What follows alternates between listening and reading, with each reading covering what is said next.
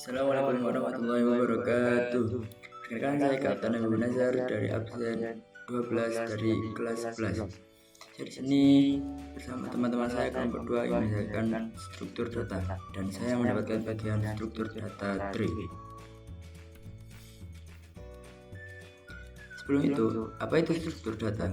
Struktur data adalah metode untuk menyimpan, mengatur, dan mengorganisasi data dalam komputer agar dapat diakses, diolah, dan dimanipulasi secara efisien, baik dari segi waktu maupun penggunaan memori. Jadi intinya struktur data itu cara kita menyimpan dan mengatur ya sebenarnya. Kemudian juga mengorganisasi gimana dia lebih efisien digunakan. Nah, di sini ada macam-macam struktur data. Yang pertama ada linked list, kemudian ada queue, ada array, ada stack, graph, dan terakhir tree yang akan saya jelaskan pada slide selanjutnya.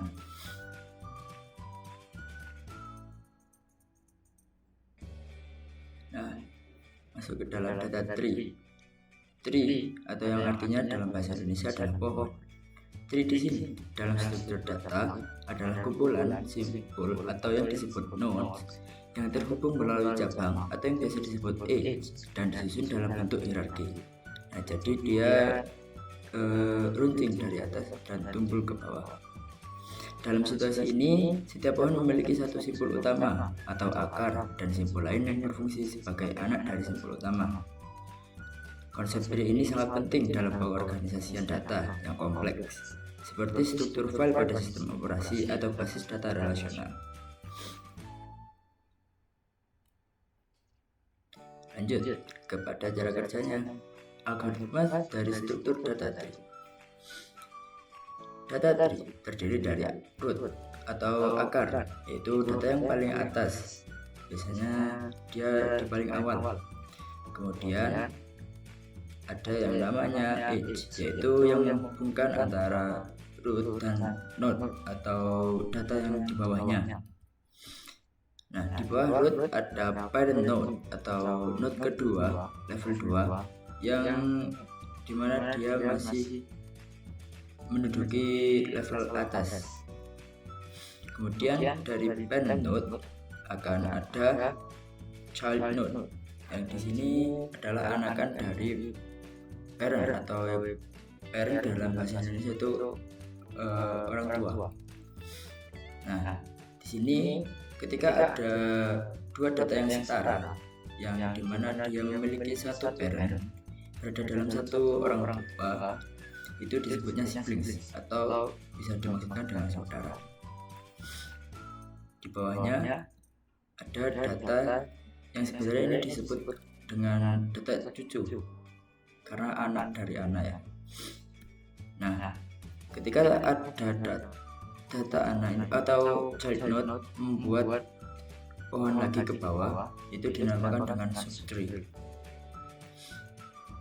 Nah, di sini ada komponen terakhir, yaitu leaf node, yang dimana dia adalah data terbawah atau data paling akhir.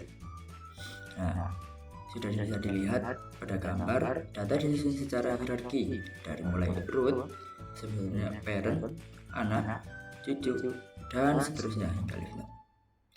Nah, di sini fungsi dari tree sendiri biasanya digunakan untuk binary search tree. Kemudian ada binary tree khusus. Setiap node hanya punya maksimal 2 anak, baik kiri maupun kanan. Nah, pada binary search tree ada 3 komponen yang menjadi ciri-cirinya sendiri, yaitu data di kiri selalu lebih kecil dari root, data di kanan selalu lebih besar, dan hal ini membuat pencarian lebih cepat. Yang terakhir biasanya dipakai untuk struktur folder di komputer atau algoritma pencarian. Nah, itu ada kelebihan dan kekurangan dari struktur data tree. Pertama, kelebihannya yaitu representasi datanya hierarki, runtut dari atas ke bawah. Pencariannya lebih cepat, terutama pada saat digunakan untuk binary search yang pernah kita lakukan.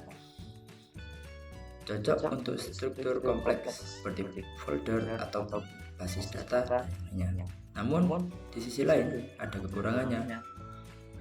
Nah, jika data tree ini tidak seimbang, bisa jadi dia lebih lambat, mirip seperti linked list.